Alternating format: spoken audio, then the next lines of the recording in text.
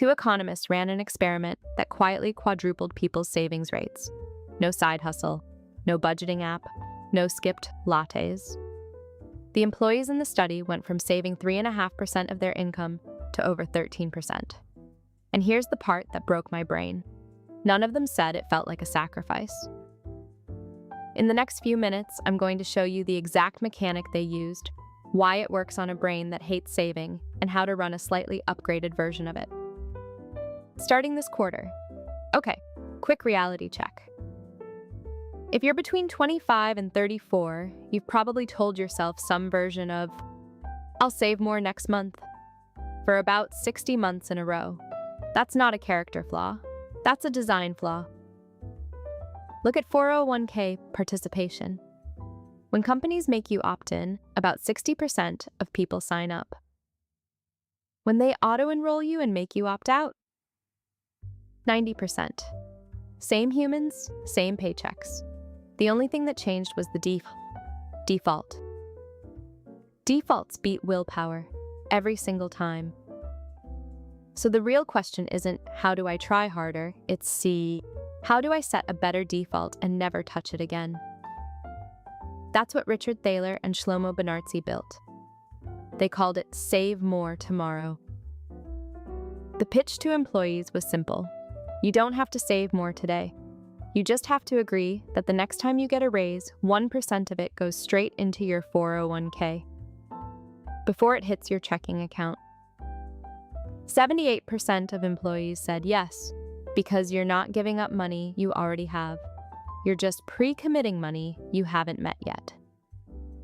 4 raises later, average savings rates had nearly quadrupled, and almost nobody dropped out because their take-home pay never actually went down. Each raise still felt like a raise, just a slightly smaller one. Now here's the upgrade for people who aren't waiting around for annual raises. Instead of 1% per raise, do 1% per quarter. 4 times a year, you log in and bump your 401k contribution, or your automatic savings transfer, up by a single point. Start at 8% in January. By December, you're at 12%. On a $50,000 salary, that's roughly $2,000 extra dollars saved that year that you will not miss on a week-to-week basis. 1% is below the threshold your lifestyle notices. 2 rules make this actually work. First, the transfer fires the day after payday, not the 15th, not when I get around to it. The day after the money lands. If you see it in your checking account, your brain files it as spendable. Move it first, spend what's left. Second, give the leftover money a job. Ramit Sethi's framework is a clean template at 50 to 60% goes to fixed costs, 5 to 10% to investments, 5 to 10% to savings goals, and 20 to 35% is guilt-free spending. That last bucket matters. If every dollar feels like a moral test, you'll rebel against your own system by March.